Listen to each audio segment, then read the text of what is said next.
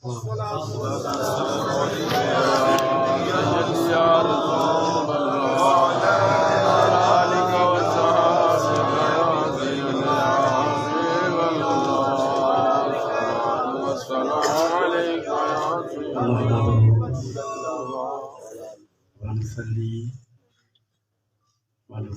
على رسوله النبي الكريم الرؤوف الرحيم. سبحان الله سبحان الله. أما بعد، أعوذ بالله من الشيطان الرجيم. بسم الله الرحمن الرحيم. لقد من الله على المؤمنين إذ بعث فيهم رسولا. سبحان الله.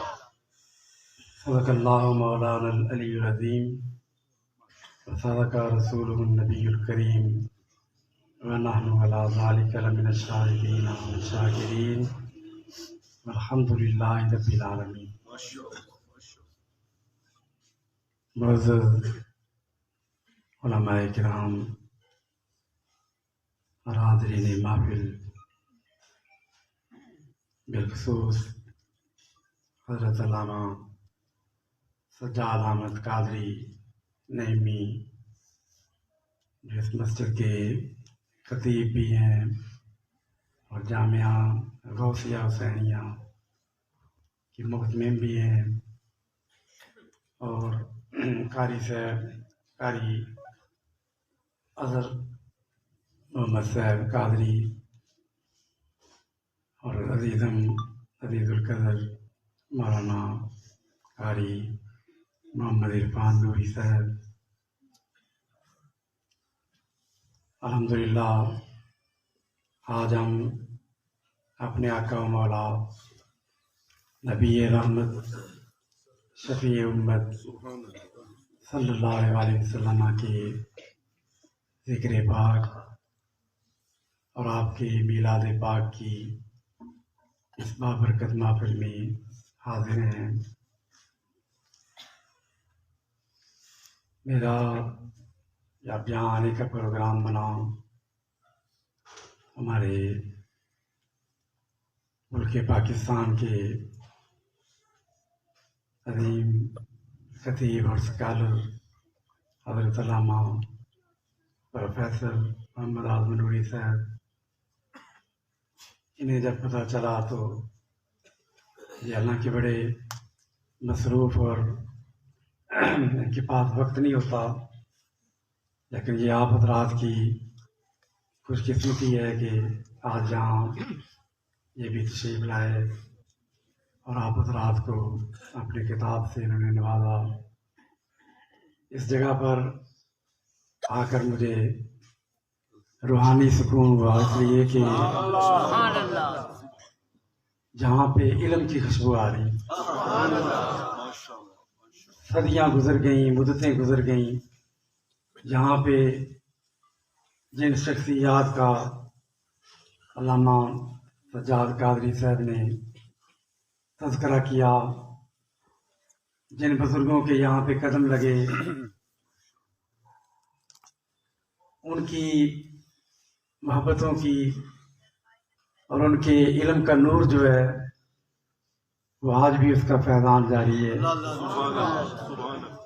ہم تو نسبت کے لوگ ہیں، نسبت کے بندے ہیں.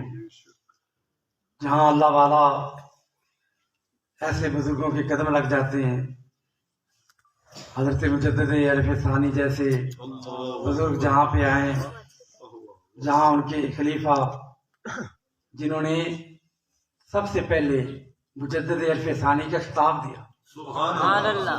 حضرت علامہ عبدالحکیم سیالکوٹی، اتنے بڑی شخصیت تھے کہ ان کے پاس انسان بھی پڑھتے تھے اور جن بھی ان کے پاس آ کر پڑھتے. ایک مرتبہ کسی حکیم نے ان کو نسخہ بتایا کہ تازہ لاچیاں جو ہیں، سبز لاچیاں، سبز درخت سے توڑ کر انہیں کوئی نسخے میں استعمال کرنا تھا. تو آپ نے بات ہو رہی تھی بھی آج کل تو موسم ہی نہیں ہے اور یہاں تو لاچیوں کے درخت بھی نہیں ہیں، یہ سبز لاچیاں کہاں سے آئیں؟ ایک طالب علم بیٹھا تھا تو وہ جلدی سے اٹھا اور باہر سے اندر آیا تو اس کے ہاتھ میں ایک شاخ تھی جس پر لاچیاں لگی ہوئی، اور کہنے لگا کہ فلاں دور دراز ایک کسی ملک کا اس نے ذکر کیا کہ وہاں لاچیوں کا باغ تھا، تو وہاں سے توڑ کے لایا۔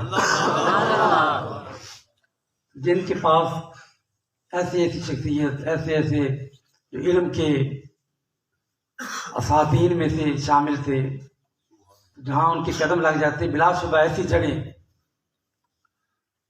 شاعر اللہ میں سے ہیں۔ سبحان اللہ سبحان اللہ ان الصفا والمروہ من شاعر اللہ، جہاں اللہ کے بندوں کے قدم لگ جاتے ہیں وہ جگہ اللہ کی نشانیوں میں سے، اور اسے تقوی القلوب کہا گیا۔ یہاں اس حوالے سے بھی بڑی روحانیت محسوس ہو رہی ہے۔ ہمارا یہ سارا جو پروگرام ہے، ہم عید میلاد النبی صلی اللہ علیہ وسلم کے جو پروگرام کرتے ہیں، یہ جلوس، یہ جلسے، یہ سارے کے سارے اس مہینے سے ہم کیوں محبت کرتے ہیں؟ پیر کے دن سے کیوں محبت کرتے ہیں؟ سبحان اللہ مدینے کی گلیوں سے کیوں پیار کرتے ہیں؟ ان ذروں سے، ان سنگریزوں سے، ان خشک پہاڑیوں سے جن پر سبزہ کا نام و نشان نہیں ہے، لیکن کیوں ہم محبت کرتے ہیں؟ جہاں جہاں گزرے، جہاں جہاں ٹھہرے۔ سبحان اللہ حافظ مظہر الدین رحمۃ اللہ تعالی علیہ بہت بڑے عالم دین بھی تھے اور شاعر بھی تھے۔ جہاں جہاں سے وہ گزرے، جہاں جہاں ٹھہرے، وہی مقام محبت کی جلوہ گاہ۔ ہمیں اللہ پاک نے بھی یہی سکھایا ہے، لا اقسم بہذا البلد وانت حل بہذا البلد۔ مکہ پاک میں اللہ پاک سب کو وہاں کی حاضری نصیب فرمائے۔ جو گئے ہیں وہ ذرا تصور کریں کہ وہاں پہ اگر اللہ رب العزت اس بات کو کھول کر نہ بیان کرتا، صرف اتنا فرماتا کہ لا اقسم بہذا البلد، مجھے شہر مکہ کی قسم ہے، تو عین ممکن ہے کہ وہ کہنے والا کہتا کہ یہاں پہ اللہ کا گھر ہے، اس لیے یہاں پہ اس کی قسمیں بیان ہو رہی ہیں۔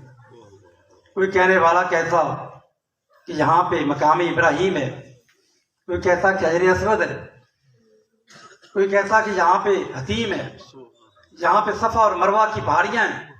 اللہ رب العزت نے فرمایا کہ یہ خیال نہ کرو، میں تو قسم اس لیے بیان کر رہا ہوں وَأَنْتَ حِلٌّ بِهَٰذَا الْبَلَدِ، سبحان اللہ سبحان اللہ اے حبیب تیرے قدم اس جگہ پر لگے۔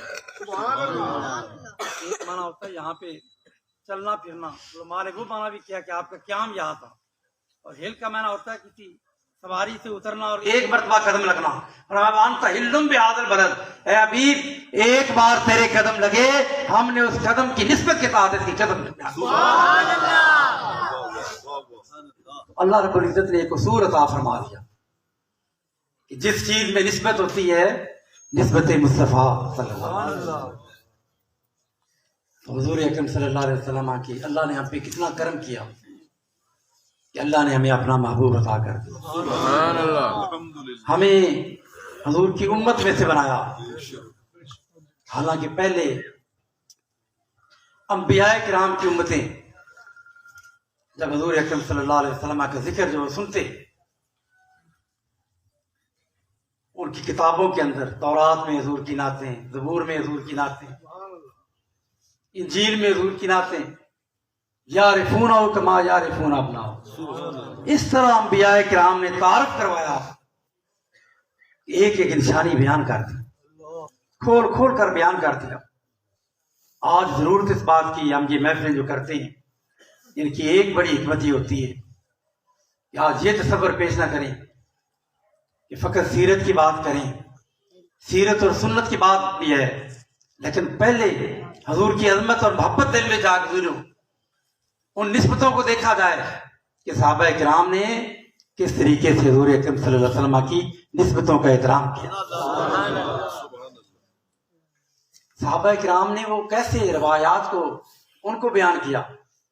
حضور اکرم صلی اللہ علیہ وسلم کی تشریف آوری پر اللہ رب العزت کی جو رحمتیں اتری، جن انوار و تجلیات کا نزول ہوا ان کو صحابہ کرام نے بیان کیا. حضور اکرم صلی اللہ علیہ وسلم کے جلیل القدر صحابی حضور کے چچا حضرت عباس رضی اللہ تعالیٰ عنہ آپ فرماتے ہیں، اور کس موقع پر آپ نے فرمایا، غیبانہ نہیں بیان کیا، حضور کی بارگاہ میں عرض کی یا رسول اللہ میرا دل چاہتا ہے کہ آج میں آپ کو نعت سناؤں. اور نعت سنانے کا موقع کون سا تھا؟ آج آپ کثیر تعداد میں جہاں پہ بیٹھے ہیں، اہل محبت کا مجمع ہے، عشق والوں کا مجمع ہے. ایک مجمع وہ بھی تھا جس میں نعت پڑھنے والا بھی صحابی تھا اور نعت سننے والے بھی صحابی تھے. اور جب نعت پڑھ رہے تھے تو جن کی نعت پڑھ رہے ہیں وہ آقا کا رخ انور بھی سامنے. حضور سے اجازت مانگی، پتہ یہ چلا کہ حضور کی نعت پڑھنا، حضور کی صفت و ثنا کرنا یہ صحابہ کرام کی سنت تھی. غزوہ تبوک کا موقع سن 9 ہجری کے اندر حضور اکرم صلی اللہ علیہ وسلم، یہ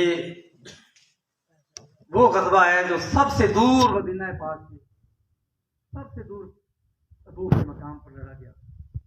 وہاں تشریف لے گئے جنگ کے لیے، غزوے کے لیے. اس میں کم و بیش یہی وہ موقع تھا، اسی جنگ کی بات تھی کہ جب حضرت عمر فاروق رضی اللہ تعالیٰ نے کہا تھا کہ آج میں اتنا مال لے کر آؤں گا کہ ابو بکر صدیق سے بڑھ جاؤں گا. سبحان اللہ. گھر گئے اور آدھا مال لے کر آ گئے. اور جب ابو بکر صدیق آئے تو مال تو بے شک تھوڑا ہوگا لیکن لے کے کیا آئے، سارے کا سارا گھر صاف کر کے لے آئے. سبحان اللہ. یہی وہ غزوہ تھا کہ جب حضور اکرم صلی اللہ علیہ وسلم نے ترغیب دی صحابہ کرام کو. ایک صحابی تھے، انہوں نے سوچا کہ میرے پاس تو کچھ بھی نہیں ہے. اب صحابہ کا جذبہ، ان کا اخلاص، ان کا ایمان کی قوت کتنی تھی، شوق پیدا تھا کہ حضور کی بارگاہ میں کچھ پیش کروں جنگ کے لیے. ایک باغ میں گئے، اس کے مالک یہودی تھا، اس سے بات کی، اسے کہا کہ ڈول بھرتے رہو، ایک ڈول کے بدلے ایک کھجور ملے گی. ساری رات ڈول کھینچتے رہے، کنویں سے نکال کر ایک پوٹلی کھجوروں کی، اتری ایک کھجوروں کی تھوڑی سی کھجوریں تھی، وہ لے کے صبح آئے، ہاتھ میں وہ پکڑی ہوئی ہیں. راستے میں منافقین بیٹھے ہوئے تھے، ان منافقوں نے دیکھ کر طنز کی.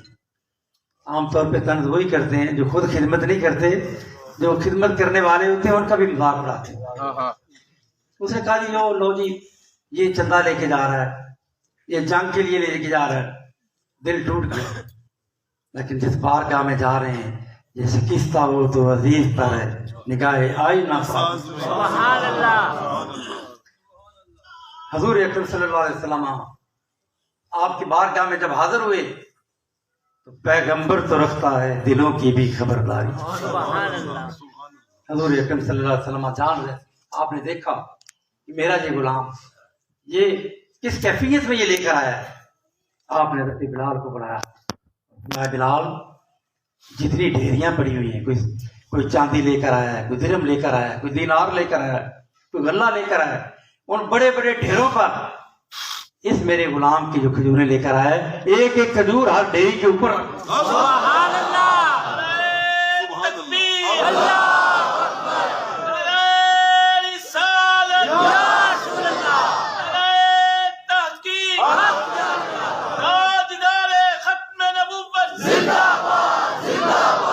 کیا قدر، منافقوں کو کیا قدر، اخلاص کی ان کو کیا قدر. یہ ہے جس خلوص کے ساتھ لے کر آیا. ہر ڈیری پر ایک کھجور رکھ دو تاکہ سب کو پتہ چل جائے کہ اللہ اور اللہ کے رسول کی بارگاہ میں اس غلام کا جو نذرانہ ہے اس کی حیثیت کیا ہے. سبحان اللہ. یوں تو حضور نے نہیں فرمایا تھا نا یارو. جب صحابہ ہم کہتے ہیں اس کا مطلب کیا ہوتا ہے؟ ایک نظر جس نے ایمان کے ساتھ چہرہ مصطفیٰ کی زیارت کر، سبحان پھر دنیا بھر کے غوث قطب، وہ غوث تو بن سکتے ہیں عبادت کر کے، قطب بن سکتے ہیں، لیکن صحابی، حضور نے فرمایا کہ میرا صحابی اللہ کے راستے میں ایک پڑوپی جو کی خرچ کرے، 1 کلو سمجھ لیں، 1 کلو جو اللہ کے راستے میں جو خرچ کرے، اور بعد میں آنے والے جو لوگ ہیں میرے صحابہ کے بعد کے زمانے کے لوگ، وہ سونا لے کر آئے، کتنا؟ 1 کلو نہیں، 10 کلو نہیں، 1 من نہیں، 1 ٹن نہیں، اور میں اونٹ پہاڑ جتنا سونا لے کر آئے، اونٹ پہاڑ جتنا سونا خرچ کریں، اللہ کے راستے میں خراج کریں، اور میں میرے صحابی کی اس پڑوپی کو نہیں بول سکتا، سبحان اللہ، اس لیے کہ جو اخلاص ان کے دل میں وہ کسی اور جگہ پر نہیں آتا۔ تو حضور کو یہ اس جنگ کی بات ہے، اسی جنگ کے اندر بڑے معجزات ظاہر ہوئے تھے۔ ایک بات اور کر کے پھر اس مضمون کو بیان کرتے ہیں۔ حضور اکرم صلی اللہ علیہ صحابہ نے یہ بھی سب کچھ بیان کیوں کیا؟ تاکہ پتہ چلے کہ ہمارے آقا کی عظمت اور شان کیا تھی، مقام کیا تھا۔ جنگ میں کتنے افراد تھے؟ 35 سے 40 ہزار افراد تک اس جنگ کے اندر مجاہدین شامل تھے۔ اب اگر آپ نے یہ محفل کی ہے، ایک محفل کے لیے اگر لنگر پکایا جائے تو کتنی دیگیں پکتی ہیں، کتنے سامان کی ضرورت پیش آتی ہے، ایک دن کے لیے، ایک محفل کے لیے، اور جس میں مہینہ 1.5 مہینہ تو 2 مہینے راستے میں لگ گئے آنے جانے میں، اور وہاں بھی پڑا ہوا، اور 40 ہزار افراد ہوں تو ان کے لیے غلہ مہیا کرنا، ان کے لیے کھانا مہیا کرنا۔ ایک موقع ایسا آیا، زادرہ ختم ہو گیا، سامان ختم ہو گیا۔ حضور اکرم صلی اللہ علیہ وسلم کے صحابہ کرام جیسے انہوں نے عرض کی، یا رسول اللہ اب تو فاقے کی نوبت آ گئی۔ صحیح مسلم شریف کی حدیث ہے، اگر اجازت ہو تو یہ جو اونٹ ہے جن پر سامان لاتا ہوا ہے، پانی ڈھونڈتے ہیں جس پر، ان اونٹوں کو ذبح نہ کر دیں۔ حضور نے فرمایا کر دو ذبح۔ حضرت عمر فاروق کو جب پتہ چلا تو آپ نے کہا کبھی ٹھہرو، میں ذرا حضور علیہ السلام کی خدمت میں حاضر ہو کے بات کر لوں۔ یا رسول اللہ آپ نے اجازت دی ہے اونٹ ذبح کرنے کی؟ حضور نے فرمایا میرے غلام بھوکے ہیں، ان کے کھانے کے لیے انتظام کرنا ہے۔ یا رسول اللہ اونٹوں کی تو پہلی کمی ہے، سامان کس پر لاتے کہ اگر یہ ذبح کر دیے؟ فرمایا عمر میرے امتی جو ہیں، میرے صحابہ جو ہیں بھوکے ہیں، یہ کیا کھائیں؟ تو حضرت عمر نے کیا جواب دیا؟ ان کا ایمان کیا تھا؟ یا رسول اللہ آپ ایسا کریں کہ حکم دیں کہ جس کے پاس جو کچھ ہے لے کے آ جائے۔ سبحان اللہ، اب آپ دیکھیں کہ ان کے پاس تھا کیا۔ حدیث پاک میں آتا ہے کہ ایک چمڑے کا ایک دسترخوان بچھا دیا گیا، اعلان کر دیا کہ جس کے پاس جو کچھ ہے۔ اب لے کے کیا آ رہا ہے؟ ہتھیلی پر کسی نے تھوڑے سے جو رکھے ہوئے ہیں، کسی نے ستو تھوڑے سے رکھے ہوئے ہیں، کسی کے پاس مٹھی بھر آٹا تھا وہ لے کے آ گیا، کسی کے پاس ایک کھجور ہے تو وہ لے کے آ گیا، اور کوئی ایسا بھی ہے جو خالی گٹھلی لے کے آ رہا ہے۔ جب کھجوریں نہیں ملتی تھے چوس چوس کر تسکین دیتے۔ امام نبوی فرماتے ہیں کہ وہ کتنا ہو، بلکہ حدیث میں کہ کتنے وہ جمع ہو گیا مال، پورا لشکر تھا 40,000 کا، اور سامان کتنا جمع ہوا؟ روایت میں آتا ہے کہ اس دسترخوان پر ڈھیری اتنی بنی جیسے بکری کا بچہ پیدا ہو تو جتنا چھوٹا سا ہوتا ہے نا، زمین پر بیٹھا ہو تو جتنی ڈھیری بنتی ہے اتنی ڈھیری گلے کی سارے لشکر سے جمع ہو۔ سبحان اللہ، حضرت عمر نے کہا یا رسول اللہ جتنی بھی جمع ہو جائے آپ اس پر پھر دعا کر دیں گے تو برکتیں ہی برکتیں ہیں۔ سبحان اللہ، اب لے کے کیا آئے ہیں؟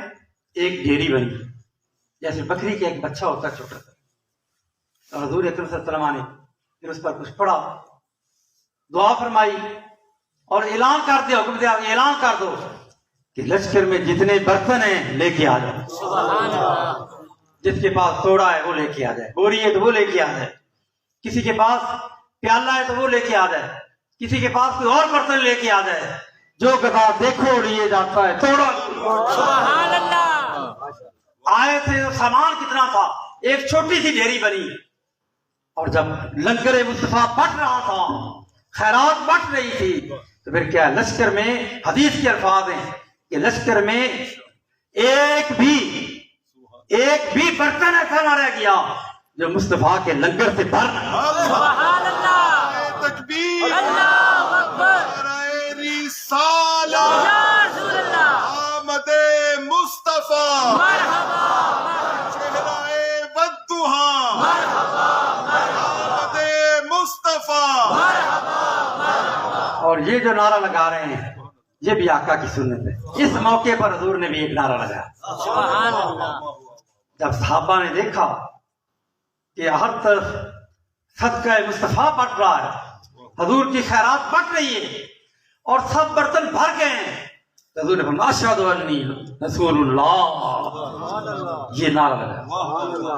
لوگ اللہ کا رسول ہوں میں گواہی دیتا میں اللہ کا، تم نے دیکھ نہیں لی برکت۔ اس موقع پر بغیر کسی خاص جنگ کے کامیابی اللہ نے دی۔ حضور جب واپس آ رہے تھے، مدینہ پاک کے قریب پہنچے تو حضور اکرم صلی اللہ علیہ وسلم کے چچا جان آپ نے حضور سے اجازت لی، یا رسول اللہ یہ خوشی کا موقع ہے، جشن کا موقع ہے، اللہ نے کامیابی دی ہے، اجازت ہو تو یا رسول اللہ میں آپ کو نعت نہ سناؤں؟ سبحان اللہ، البدایہ والنہایہ، خصائص کبریٰ اور دیگر سیرت کی اور حدیث کی کتابوں کے اندر یہ حدیث موجود ہے کہ حضور نے فرمایا اجازت ہے چچا، اور ساتھ دعا دی، لا یفقد اللہ فاقہ، اللہ تیرے چہرے کی رونق کو سلامت رکھے۔ سبحان اللہ، بس جس کو حضور نے دعا دے دی، بڑھاپے کے اندر بھی ان کے چہرے کی وجاہت کا یہ عالم تھا کہ دیکھنے والے جو ہوتے تھے یاد آتا تھا خدا دیکھ کے چہرہ ان کا۔ حضرت نابغہ رضی اللہ تعالیٰ نے ایک بار وہ حضور سے اجازت لی، یا رسول اللہ نعت پڑھوں آپ کی، حضور نے دعا دی، لا یفقد اللہ فاقہ۔ روایت میں آتا ہے کہ وہ 300 سال تک زندہ رہے، اور 300 سال تک زندہ، آخری عمر تک ان کے ایک دانت بھی نہیں ٹوٹا، اور چہرہ جو اسی طرح تر و تازہ تھا، چہرے کے اندر جھری بھی نہیں پڑا۔ تو حضرت حضور نے فرمایا اجازت ہے۔ پھر آپ نے نعت کیا پڑھی؟ نعت کا عنوان تھا میلاد النبی۔ کیا عنوان تھا؟ حضور کا میلاد بیان کیا۔ آپ نے بات شروع کی حضور اکرم صلی اللہ علیہ وسلم کے نور کی، کہ اللہ نے سب سے پہلے حضور کے نور کو بنایا، پھر حضور کا نور صلی اللہ علیہ وسلم کا نور پاک پشتوں کے اندر، پاکیزہ ریمبو کے اندر منتقل ہوتا رہا، اور پھر آپ نے حضور کی ولادت کا وہ شعر کیا، 8 شعر تھے اس نعت کے، 7واں شعر اس نعت کا، انت لما ولدت، یا رسول اللہ جب آپ کی ولادت ہے، آج ہم میلاد کر رہے ہیں حضور کا، وہ کیا منظر ہوگا کہ سامنے آقا بیٹھے اور اشارہ کر کے یا رسول اللہ جب آپ کی اب آپ نے ہم نے یہ جلسہ منعقد کیا، ابھی تھوڑی دیر کے لیے ذکر میں گزرا بھی یہ کیا ہے، جب یہ بند ہوتا ہے میری آواز آپ تک نہیں پہنچتی۔ اب 40,000 کا مجمع ہو، حضرت عباس کی جو آواز ہے وہ مجمع میں کیسے پہنچی؟ یہ لاؤڈ اسپیکر تو کر رہی، آواز کیسے پہنچی؟ صحیح مسلم شریف کے متن کے اندر دوسری جلد میں ایک حدیث ہے، اس میں حضرت عباس رضی اللہ تعالیٰ کی بارے میں آتا ہے کان سیدان، آپ کی آواز بڑی اونچی تھی۔ آواز کتنی اونچی تھی اس کی تشریح میں علامہ نبوی لکھتے ہیں، فرماتے ہیں کہ حضرت عباس رضی اللہ تعالیٰ کا گھر مدینہ پاک میں تھا، اور کھیتی باڑی آپ کرتے تھے، جہاں آپ کا زمینیں تھیں اس جگہ کا نام تھا غابہ، اور غابہ جو ہے وہ مدینہ پاک سے 8 میل دور تھا، کلومیٹر نہیں میل پرانی، 8 میل دور تھا مدینہ سے۔ جب حضرت عباس رضی اللہ تعالیٰ نے کوئی کام کہنا ہوتا، گھر میں کسی لوگ کوئی کام کہنا ہوتا یا کسی نوکر کو کہنا ہوتا کہ آج فلاں کام کرنا ہے، تو آپ صبح کی نماز سے پہلے جبل الصلاح پر کھڑے ہو جاتے پہاڑی پر اور آواز دیتے، تو پھر ہاں میں فلاں شخص آج تم نے فلاں کام کرنا ہے۔ 8 میل دور حضرت عباس کی آواز پہنچ جاتی، سبحان اللہ، کانا سیدہ، اونچی آواز تھی آپ کی۔ تو منظر کیا ہوگا جب آواز اللہ نے اتنی اونچی دی ہے لاؤڈ اسپیکر کی ضرورت ہی نہیں، کتنے اسپیکر لگائے تو پھر 8 میل کا فاصلہ کور ہوتا ہے۔ بیان فرما رہے ہیں ناتے رخ انور سامنے چہرہ مصطفیٰ صلی اللہ علیہ وسلم اور حضور کی بارگاہ میں اشارہ کر کے حضور کی طرف نعت پڑھ رہے ہیں۔ انت لما ولدت، یا رسول اللہ جب آپ کی ولادت ہوئی تھی منظر کیا تھا؟ اشرقت الارض، ساری روئے زمین جو تھی وہ نور سے روشن، سبحان اللہ، وضاءت بنور الافق، کہ صرف زمین ہی نہیں، مکہ ہی نہیں روشن ہوا، ساری زمین ہی نہیں روشن ہوئی بلکہ آسمان بھی روشن ہو گیا، سبحان اللہ، اس لیے کہ روشنی عطا کرنے والے آقا جلوہ گر ہو گئے۔ سبحان اللہ، اس رات اللہ رب العزت نے جنت کے دروازے کھولنے کا حکم دیا، 70,000 کسوری کے درخت لگائے گئے اور فرشتوں کو حکم دیا کہ آج سارے کے سارے میرے محبوب کی دنیا میں جلوہ گری ہونے والی سارے استقبال کریں۔ سبحان اللہ، امام جلال الدین سیوطی فرماتے ہیں لم جب کا مالکن الا وقد حضرا، آسمان پر ایک فرشتہ بھی باقی نہ رہ گیا، سارے کے سارے حضور کے استقبال کے لیے زمین پر۔ سبحان اللہ، اور جو اللہ نے وہ کستوری کے درخت لگائے اس میں کیا حکمت تھی؟ ویسے تو کستوری کے درخت لگا کے ان کی خوشبوئیں بھی زمین پر بھیجی، اور یہ پتہ کستوری بنی کیسے؟ حضرت آدم علیہ السلام جب زمین پر جلوہ گر ہوئے تو پہلے تو آپ اللہ کی بارگاہ میں استغفار کرتے رہے۔ استغفار بھی کس بات پر تھا؟ یہ بھی ان کا نیاز تھا، ورنہ اللہ رب العزت نے ہی نہ سے یا ولم نجد لہ عظما، اس کو غلطی اور خطا نہ کہیں، بلکہ کیا تھا؟ اللہ کی طرف سے بلایا گیا تھا کہ یہ سارا زمین میں یہ سارا سلسلہ چلانا تھا۔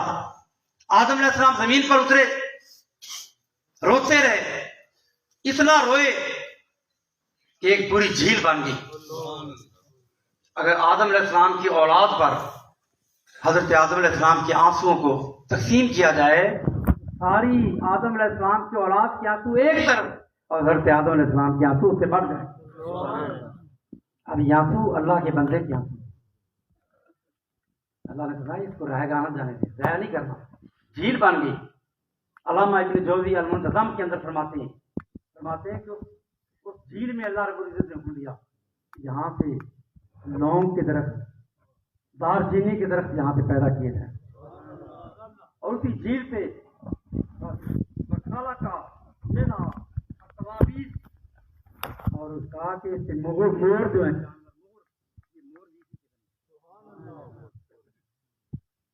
جب یہ آدم علیہ السلام توبہ قبول ہو گئی زمین پر آپ کی، اللہ رب العزت نے راضی ہو گئی۔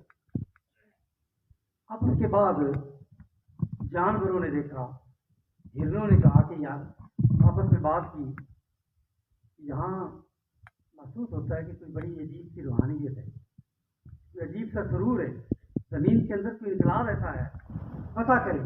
کسی نے کہا یہ دیکھا ہے کہ وہاں ایک بابا جی بیٹھے، امام فخر الدین رازی نے اس بات کو بیان کیا ہے تفسیر کبیر میں سورہ 3 کی تفسیر کے اندر۔ آپ فرماتے ہیں کہ ہرنوں نے کہا چلیں بابا جی کی زیارت کریں، 2 گروہ بن گئے، اس نے بھی 2 گروہ، اس نے کہا نہیں ہم تو غیر اللہ کے پاس نہیں جاتے، ہم نہیں جائیں گے، شرک نہیں کریں گے۔ انہوں نے کہا جی ہم تو زیارت کریں گے۔ گئے بابا جی کے پاس، جب پہنچے آپ نے بڑا ان کو پیار کیا، اور چونکہ وہ دروازے پہ آئے تھے تو ان کو لنگر بھی کھلانا تھا، تو لنگر کیا کھلایا؟ آپ کے جسم پر جنت کے درختوں کے پتے تھے، آپ نے اس میں تھوڑے تھوڑے پتا توڑ کر ان ہرنوں کے منہ میں ڈالا۔ جب وہ واپس آئے تو وہ ہرن جو تھے پیچھے جو جنہوں نے کہا ہم نہیں جاتے، انہوں نے کہا تمہیں کیا ہوا؟ انہوں نے کہا کیا ہوا ہمیں؟ انہوں نے کہا تم گئے تھے تو تمہاری شکل اور تھی، آئے ہو تو تمہاری شکل خوبصورت ہوگی، تمہاری آنکھیں بڑی حسین ہو گئی، تمہاری ٹور بڑی خوبصورت ہوگی، تمہارے اندر نزاکت بڑی آ گئی ہے، اور یہ خوشبوئیں کہاں سے آ رہی ہیں؟ انہوں نے کہا بابے کا لنگر کھا رہا ہے۔ بابا جی نے زیارت کی ہے تو ہمارے چہرہ ہماری خوبصورتی میں اضافہ ہو گیا. انہوں نے کہا سانو بھی لے چلو, سبحان اللہ. ہمیں بھی لے چلو. انہوں نے کہا ہن شرک نہیں, ہمیں بھی لے چلو. اب وہ بابا جی کے پاس گئے. اب پہلے لوگ گئے تھے بغیر کسی تمے کے, یہ ایک تما لے کر گئے تھے کہ اللہ والوں کے دربار سے وہ مہربان ہوتے ہیں. بابا جی نے ان کو بھی لنگر تو دیا, لیکن چونکہ وہ اوپر سے آئے تھے, اندر سے نہیں آئے تھے. شکلیں ان کی بھی خوبصورت ہو گئی, لیکن اندر محبت والی خوشبو پیدا نہ ہو, وہ کستوری سے معروم رہ گئے. تو اللہ نے جو کستوری کے درخت لگائے تھے آسمانوں پر, وہ تو اور میلاد مصطفیٰ کا صدقہ تھا نا. امام جلال الدین سیوطی فرماتے ہیں کہ اس کستوری کے درخت کو پھل بھی لگتا ہے, اور جب جنتی جنت میں جائیں گے اور ان کے لیے جو خوشبو سلگائی جائے گی, مدینہ پاک میں اللہ صاحب کو لے جائے, وہاں پہ مسجد نبی کے اندر انگیٹھیاں بنی ہوتی ہیں, ان انگیٹھی میں دنیا کی اعلیٰ ترین خوشبودار لکڑیاں اور خوشبو ہوتی ہے, جس کو جلا کر انگیٹھیوں میں دھواں ہوتا ہے, اور وہ پوری مسجد نبی شریف میں, خاص طور پہ پرانے حرم کے اندر جب وہ آدمی لے کر چلتے ہیں تو عربی بھی یوں اپنے جبے پھیلا کر اور اس خوشبو کو سونگھنے کی کوشش کرتے ہیں. جنت میں جب جنتی جائیں گے تو اللہ رب العزت حکم دے گا کہ ان کو خوشبوئیں سلگا کر ان کو خوشبو دو. تو وہ کون سی خوشبو ہوگی؟ جو شب میلاد حضور اکرم صلی اللہ علیہ وسلم کی ولادت کے موقع پر جو کستوری کے درخت لگے تھے, ان کے پھل کو جلا کر ان کی دھونی دی جائے. سبحان اللہ. اب اس میں حکمت کیا ہے؟ اللہ پاک تو قادر ہے نا, خوشبو کی کمی ہے اس کے پاس, لیکن وہ خوشبو جو میلاد کے موقع پر لگائی تھی وہ جنتیوں کو دی جائے گی, اس لیے تاکہ پتہ چلے کہ جنتیوں کو پتہ چلے جنتیوں تم آئے یہاں سرکار کے لیے, تم یہاں آئے. جنتی جب خوشبو سونگیں گے اور ان کو بتایا جائے گا کہ یہ شب میلاد کو لگائی جانے والی خوشبو ہے, پھر کہیں گے ہم آئے یہاں یا رسول اللہ, ہم آئے یہاں تمہارے لیے, تمہارے صدقے ہم یہاں پہ آئے ہیں. اور اس سے یہ بھی پتہ چلتا ہے تاکہ کہ دنیا میں میلاد کرتے رہے تھے, حضور کا میلاد کرتے رہے تھے, تو جب وہاں پہنچیں گے تو دیکھیں گے کہ ہاں ہم جہاں پہنچے ہیں تو صدقہ حضور کے میلاد کی جائے. سبحان اللہ. حضور کے میلاد کے صدقے ہم, یا یوں کہہ لیں کہ جن کو خوشبو سلگائی جائے گی وہ ہوں گے ہی وہ جو دنیا میں میلاد کرتے ہیں. سبحان اللہ. جو میلاد کرتے ہیں. تو حضور اس رات اتنی, حضور تو جدھر بھی جاتے ہیں گزرتے ہیں, صحابہ کرام سے پوچھیں کہ حضور کا مقام, آپ صحابہ فرماتے ہیں کہ کأن الشمس تجری فی وجہہ, حضور جب مسکراتے تو یوں لگتا کہ جیسے سورج آپ کے چہرہ انور سے طلوع ہو رہا ہے. حضرت ابن عباس رضی اللہ تعالیٰ عنہ فرماتے ہیں, آپ روایت کرتے ہیں, مصنف عبدالرزاق میں یہ حدیث ہے, فرمایا کہ لم یکن لرسول اللہ صلی اللہ علیہ وسلم ظل, کہ حضور کا سایہ نہیں تھا, اس لیے جب اللہ جا رہا ہو تو سایہ کبھی پلیت جگہ پر بھی پڑ جاتا ہے. اللہ نے فرمایا کہ میرے محبوب کا سایہ کسی پلیت جگہ پر بھی نہ, کبھی بندہ قافلہ جا رہا ہو سایہ پیچھے آئے تو کسی کا قدم اس پر آ سکتا ہے. رب نے سایہ بنایا ہی نہیں تاکہ حضور کے سائے پر بھی کسی کا قدم نہ آئے. لم یکن مع شمس قط الا غلب ضوء الشمس, کہ آپ جب سورج کے مقابلے میں کھڑے ہوتے, اوپر آسمان کا سورج چمک رہا ہوتا, نیچے مدینے کی سورج جنہیں رب سراج منیر کہہ کر فرماتا ہے وہ چمک رہا ہوتا. صحابی کہتے ہیں ہمیں یوں لگتا کہ جیسے آسمان کا سورج چہرہ مصطفیٰ کے خیرات لے کر چمک رہا. سبحان اللہ. اور صحابہ نے پھر کس طریقے سے حضور کے جب وضو کرتے تھے, یہ صحابہ ایک صحابی کی بات نہیں ہے, دو صحابہ کی بات, پورے صحابہ کی منظر کشی کرتے ہوئے. اور کون شخص منظر کشی کر رہا ہے؟ دنیا کا سب سے اس وقت پورے عرب کے اندر اہل عرب کا متفقہ یہ خیال تھا, اور حضور اسلام پر وہ اعتراض نہیں کرتے تھے, جو حضور کی قدر نہیں کرتے تھے. کہتے تھے کہ اگر نبوت آنی تھی تو عروہ بن مسعود پر آتی, اس لیے کہ یہ بڑا دانا شخص ہے. تو عروہ بن مسعود کو جب قریش مکہ نے نمائندہ بنا کر بھیجا تھا تو واپس جا کے اسے کیا منظر کشی کی, اس نے کہا تھا کہ جب وہ حضور وضو کرتے ہیں تو پانی کی ایک بوند بھی نیچے نہیں گرتی, ہر کوئی اپنے سے. حضور جب لعاب دہن پھینکتے تو صحابی نیچے نہیں جانے دیتے، اس کو مل کر اپنے چہرے کا غازہ بناتے۔ آج یہ تصور دے دیا گیا کہ جیسے ایک بڑا بھائی ہو، کیا کوئی اپنے شریک کا اور اپنے بھائی کی لعاب کو یا اس کے ناک کے فضلے کو اپنے چہرے پر ملتا ہے؟ یار صحابہ کرام جو ہیں، جس کو ملتا ہے وہ اپنی قسمت پہ ناز کرتا ہے، اور جس کو نہیں ملتا وہ دوسرے کے ہاتھ سے رگڑ کر اپنے چہرے پر پھیر لیتا ہے۔ اور جب بات کرتے ہیں، انہوں نے کہا کہ حضور جب بات کرتے ہیں تو صحابہ خاموشی سے سنتے ہیں، اور ان کی محفل میں یوں ادب سے بیٹھتے ہیں کاننا علی رؤوسہم الطیور، جیسے ان کے سروں پر پرندے بیٹھے ہوں گے، ہلیں گے تو اڑ نہ جائیں۔ جب بات کرتے ہیں حضور کی بارگاہ میں تو پست آواز سے بات کرتے ہیں۔ یہ سارے صحابہ کرام کا معمول تھا، اور صحابہ پھر تبرکات کا کس طریقے سے ادا کرتے تھے۔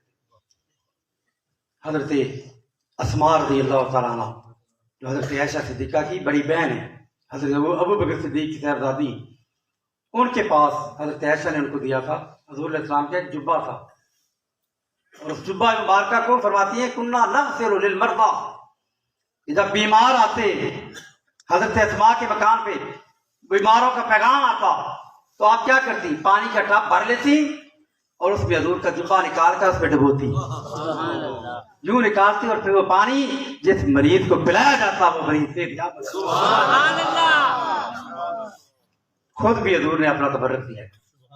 حجۃ الوداع کا موقع تھا، حضور اکرم صلی اللہ علیہ وسلم نے جب سر مڑایا پہلے دائیں طرف سے، حضور کا یہ بھی سنت ہے کہ ہر اچھا کام جو ہے ہر دائیں طرف سے حضور شروع کرتے ہیں۔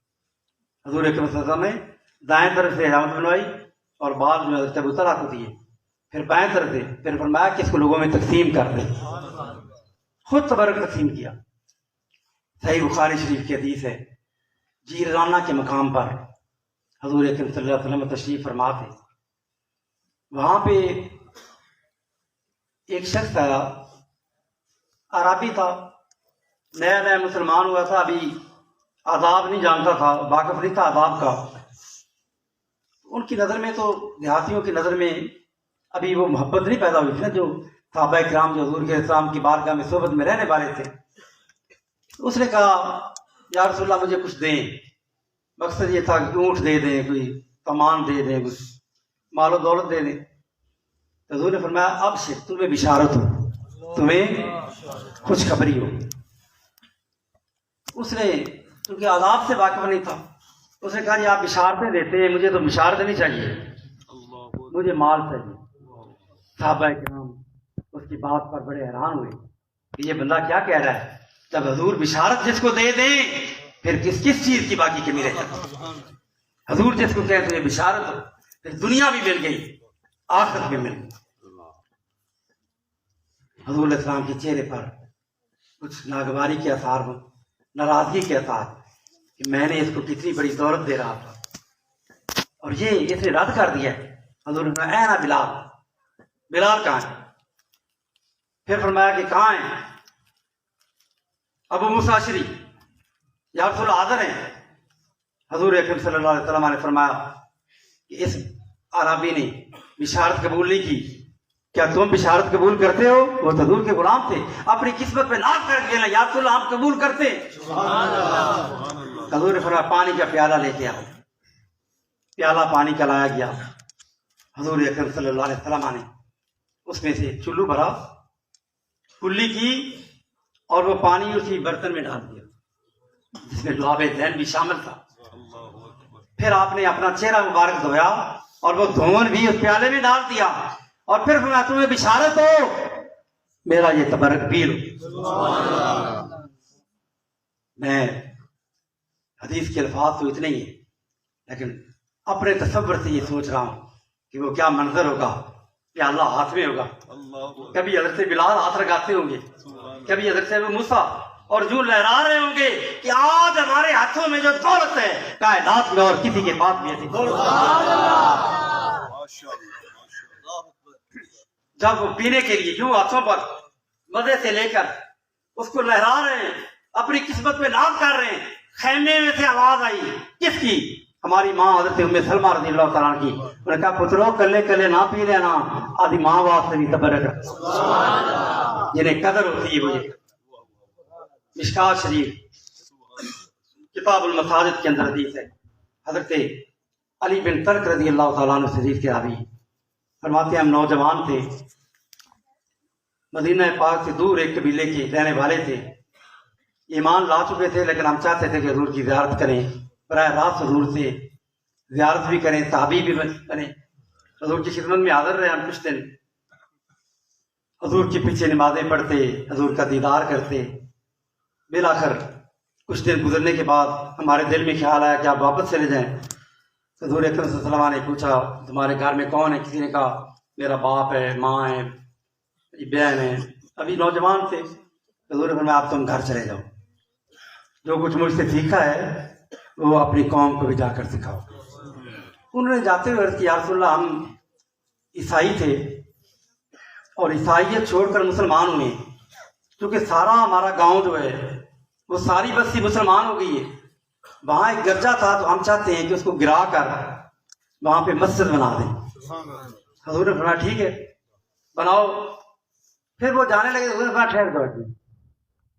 آج پھر وہی کرم کی بارش ہونے لگی ہے جو حضرت بلال اور حضرت ابو موسیٰ سے۔ حضور نے فرمایا پہلے ایک تبرک میں تمہیں دیتا ہوں، پیالہ پانی کا منگوایا، کلی کی چہرہ مبارک دھو کر اس میں ڈالا اور فرمایا کہ پانی کو مشکیزے میں ڈال لو، اور جب تم گرجا گرا کر مسجد کی بنیادیں کھودو تو میرا یہ پانی جو ہے تبرک اس کو چھڑک دینا۔ دوستو مسجد آپ نے بھی بنائی، مسجدیں اور بھی جگہ پر بنتی،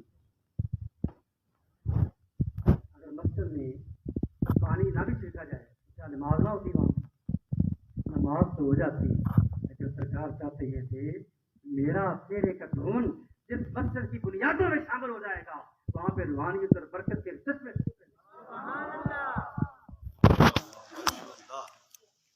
وہ صحابی تھے، دور کے قبیلہ ان کا دور تھا، گرمی کا موسم تھا، تپتے ہوئے ریت اور صحرا تھے۔ ایک صحابی نے عرض کیا یا رسول اللہ وہ پیالہ پانی کا جو ہے جب ہم اس کو اپنے مشکیزے میں ڈالیں گے تو مشکیزہ تو سارے پانی کو چوس لے گا، اوپر سے دھوپ ہوگی، پانی تو وہاں جانے تک ختم ہو جائے گا۔ تو حضور اکرم صلی اللہ علیہ وسلم نے فرمایا کہ اس میں اور پانی شامل کر۔ حضور علیہ السلام دیکھ رہے تھے کہ ایک وقت آئے گا، پرانے زمانے میں اب تو خال خال لوگ رہ گئے، وہ جب حاجی صاحبان جاتے بحری جہاز ہوتے تھے، پانی کے جہاز میں جاتے تھے، اس وقت بڑی بڑی کینیاں ڈرام بھر کے لاتے تھے زمزم شریف کے، دوستوں کو بھی تحفہ دیتے تھے، خود بھی پیتے تھے۔ پھر وقت آیا بھائی جہازوں کا، انہوں نے کہا جی کہ 20 گیلن لے آؤ، اتنے لے آؤ، تھوڑا تھوڑا کرتے کرتے اب وقت ایسا آ گیا کہ ایئر لائنیں جو ہے وہ پانی وہاں بھی پانی دیتے بھی نہیں، اب قیمتاً پانی لینا پڑتا ہے۔ تو حضور دیکھ رہے تھے، فرمایا ٹھیک ہے پانی کی اگر ایک بوند بھی شامل ہوگی زمزم کی گھڑے میں تو سارے کے سارا مٹکا ہی زمزم بن جائے گا، سارا مٹکا ہی زمزم بن جائے گا۔ ایک دن ایسا بھی آتا ہے جس میں زمزم کا لنگر تقسیم ہوتا ہے۔ علامہ اسماعیل حقی فرماتے ہیں تفسیر البیان میں کہ جب 10 محرم کا دن آتا ہے، یوم عاشور، اللہ رب العزت کی طرف سے دنیا بھر کے پانیوں میں زمزم شریف کا پانی شامل کر دیا تاکہ کوئی مکے نہیں بھی گیا، جہاں بھی ہے حسینی لنگر وہاں تک پہنچ جائے۔ خیر انہوں نے حضور نے فرمایا کہ اس میں اور پانی شامل کر دو تاکہ پانی خشک ہو لے، اور شامل کر دینا۔ اب یہاں پہ شیخ عبدالحق محدث دہلوی ایک نکتہ بیان کرتے ہیں۔ شیخ عبدالحق محدث دہلوی یہ کون بزرگ ہیں؟ ہندوستان میں آپ نے پیدا ہوئے، یہاں سے تعلیم و تربیت حاصل کی اور اعلیٰ تعلیم کے لیے آپ مدینہ اس جگہ پر گئے حدیث پڑھنے کے لیے جہاں حدیثیں بیان ہوئی تھی، سرزمین مدینہ پر پہنچے۔ اس وقت مدینہ پاک کے بڑے بڑے مشائخ اور جلیل قدر علماء موجود تھے، ان کی خدمت میں دان ہوئے، ادب طے کیا، تلمذ طے کیا، حدیث پڑھی اور اس فن کے اندر وہ کمال حاصل کیا کہ اساتذہ نے کہا کہ اب تم حدیث پڑھانے کے قابل ہو۔ جب سند مل گئی، فراغت کی، تو سوئے تو خواب میں قسمت جاگ اٹھی، آقا دو عالم کا دیدار نصیب۔ سبحان اللہ۔ حضور علیہ السلام نے فرمایا کہ عبدالحق تو حدیث پڑھنے کے لیے آیا تھا، میرے دیار میں آیا، تو نے حدیث پڑھ لی، میری حدیثوں کا فیضان اب دلی چلا جا اور ہندوستان میں میری حدیث کے فیض کو عام کر۔ سبحان اللہ۔ بیدار ہوئے، پہلے تو بڑے خوش ہوئے کہ مجھے سرکار کا دیدار نصیب ہوا ہے، لیکن جب اگلی بات ذہن میں آئی کہ سرکار نے فرمایا کیا ہے کہ ہندوستان چلا جا، تو فوراً دل میں ایک غم کی کیفیت طاری ہو گئی کہ اب مدینہ چھوڑنا پڑے گا۔ یہ اس سے پوچھو جو مدینے جائیں تو جب الوداع ہوتی ہے مدینہ پاک سے تو اس کی کیفیت کیا ہوتی ہے۔ ان کا اب مدینہ چھوڑنا پڑے گا، رونے لگے، بسترے پر لیٹ، وہاں کمرے میں لیٹ بیٹھے بیٹھے رو رہے ہیں، پریشان ہیں۔ پھر دل میں خیال آیا کہ میں یہاں بیٹھا کیوں رو رہا ہوں، جس آقا نے خواب میں حکم دیا ان سے بارگاہ میں جا کے بات کرتا ہوں۔ معاوضہ عالیہ پہ حاضر ہوئے، صلاۃ والسلام پیش کیا اور عرض کی یا رسول اللہ میں نوکر ہوں، اور نوکر کا کام کیا ہوتا ہے؟ مالک کی ہر بات کو ماننا، یہ نوکر کا کام ہے۔ لیکن نوکر کو اتنی تو اجازت ہے نا کہ وہ کوئی عرض کر دے یا رسول اللہ میں درخواست پیش کرتا ہوں کہ آپ مجھے یہیں رہنے کی اجازت دے دیں، میں آپ کے مہمانوں کی جوتیاں سیدھے کہتا رہوں، آپ کے غلاموں کو مہمانوں کو پانی پلاتا رہوں۔ پھر خواب میں حضور کا دیدار نصیب ہوا۔ حضور نے فرمایا کہ عبدالحق مہمانوں کو پانی پلانے والے اور بھی تھے، تو نے میرا روحانی فیض کو آگے پہنچا ہے۔ یا رسول اللہ یہاں جو مزے ہیں، جب بھی پریشانی ہوتی ہے، جب بھی کوئی تکلیف ہوتی ہے، ایک نظر گنبد خضرا کی طرف دیکھتے ہیں، گنبد خضرا خدا تجھ کو سلامت رکھے، دیکھ لیتے ہیں تجھے پیاس بجھا لے۔ یا رسول اللہ یہاں تو جب بھی کوئی پریشانی ہو آپ کی بارگاہ میں حاضر ہوتے ہیں، سب غم ختم ہو جاتے ہیں، سب غم بھول جاتے ہیں، دریائے غم جوش میں آ۔ سرکار نے فرمایا عبدالحق جہاں پہ تجھے میرے گنبد اور میری جالی کی زیارت نصیب ہوتی ہے تو ہندوستان جا کے میرے فیضان کو پھیلا، ہر رات تجھے میں وہاں کے زیارت۔ سبحان اللہ۔ نعرہ تکبیر، نعرہ رسالت، نعرہ تحقیق، نعرہ حیدری، احمد مصطفیٰ۔ وہ کیسے حضوری والے تھے، وہ کیسے حضوری والے تھے۔ اگر اس ان کی ایک بات سن لے تو آپ کو پتا چلے کہ میلاد مصطفیٰ ہوتا کیا ہے۔ آپ نے اتنی حضوری والے شخص، اتنی کتابیں لکھی جس دور کے اندر جہاں پہ صحیح مسلم اور صحیح بخاری آئی نہیں تھی، وہاں سے نسخے لے کر آئے، یہاں پہ ساری زندگی دین پھیلایا۔ پر اللہ کی بارگاہ میں دعا کیا کرتے، یا اللہ جتنے بھی میں نے کام کیے اور تو مجھے کوئی یقین نہیں کسی کام پر کہ وہ قبول ہو جائے گا، یا اللہ ایک بات میں کہتا ہوں جو میں یقین سے کہہ سکتا ہوں قبول ہوگی، وہ کیا؟ یا رسول اللہ، یا اللہ جو تیرے حبیب کے میلاد کے لیے میں اس میں محفل کرتا ہوں اور کھڑے ہو کر درود و سلام پیش کرتا ہوں، یا اللہ اس عمل کے صدقے مجھے معاف۔ سبحان اللہ۔ اتنی حضوری والے شخص جو ہیں انہوں نے اندر کی بات بتائی کہ قبولیت پر مہر لگتی ہے عملوں پر تو کس سے؟ حضور کے میلاد اور ذکر۔ سبحان اللہ۔ وہ شیخ عبدالحق محدث بھی یہاں پہ نقطہ بیان کرتے ہیں، فرماتے ہیں کہ حضور سے صحابی نے پوچھ لیا اور حضور علیہ السلام نے اس میں جواب دے دیا، ایک فائدہ امت کو مل گیا کہ تبرک میں اور پانی شامل کر دیں وہ سارے کے سارا تبرک بن جاتا ہے۔ لیکن شیخ کہتے ہیں میرا ذوق یہ کہتا ہے، وہ عشق والے بندے تھے، انہوں نے کہا میرا دل یہ کہتا ہے اگر صحابی خاموش رہتے اور کچھ بات نہ کرتے تو بے شک مہینے گزر جاتے، وہ پانی کی ایک بوند بھی خشک نہ ہوتی، اس لیے کہ آقا نے فرمایا تھا کہ پانی چھینکنا ہے، پانی ختم کیسے ہوگا؟ یہ تو وہ زبان ہے کہ تمہارے منہ سے جو نکلی وہ بات ہو کے رہی، جو دن کو کہہ دیا سب ہے تو رات ہو کے رہی۔ اگر حضور نے فرمایا تھا کہ چھڑکنا ہے تو پھر ختم کیسے ہوتا؟ یہ تو اپنے اپنے ذوق کی بات ہے۔ دوستو صحابہ نے اس طرح نسبتوں کا احترام کیا۔ ہم میلاد پاک مناتے ہیں، ہم گلیوں کو سجاتے ہیں، بازاروں کو سجاتے ہیں اور آراستہ کرتے ہیں، لیکن کبھی اپنے من کی دنیا کو بھی آراستہ کریں۔ ہم چراغاں کرتے ہیں، روشنیاں کرتے ہیں، بے شک یہ بھی محبت کے اظہار کا ایک طریقہ ہے، لیکن دوستو اپنے دل کی دنیا کو، دل کو روشن کرنے کی بات کریں، دل کو اتنا صاف کریں یہ گزرگاہ مصطفیٰ بن جائے۔ محبت کی ہم بات کرتے ہیں، لیکن دوستو محبت جو ہے اس کے کچھ تقاضے بھی ہوتے ہیں۔ ہم زبان سے محبت کی بات کرتے رہیں، ہم جو کام کرتے ہیں دن بھر ہم جھوٹ بولتے رہیں، حضور سے پیدا ہوئے تو سر سجدے میں رکھ کر میسج دیا کہ تم نماز پڑھو گے قرۃ عینی فی الصلاۃ، آنکھیں میری ٹھنڈی ہوگی۔ 5 وقت سے اذان آئے اور مسجد کے منارے جو ہے وہ آپ کا راستہ دیکھتے رہے اور مسجد میں آپ نہ آئیں۔ حضور نے فرمایا تھا وہ ہم میں سے نہیں ہے جو کھوٹ کرے، ملاوٹ کرے، اور ہم ملاوٹیں کرتے رہے۔ حضور نے فرمایا وہ ہمارا نہیں ہے جھوٹ بولے، اور ہم دن بھر جھوٹ بولتے رہے۔ دوستوں کہیں ایسا نہ ہو کہ معاشرے کے میدان میں آقا فرمائیں کہ تو کیسے میرا امتی ہے۔ ڈرو اس دن سے، ہم اس طرح حضور کے اسوہ حسنہ میں اپنے آپ کو یوں رنگ دیں اور یوں سنت و سیرت کے اندر اپنے آپ کو گم کر دیں کہ جب معاشر کے میدان میں جائیں تو آقا فرمائیں وہ دیکھو ہمارا۔ سبحان اللہ۔ اللہ پاک ہمیں حضور اسلام کی سچی پکی دائمی محبت اور غلامی عطا فرمائے۔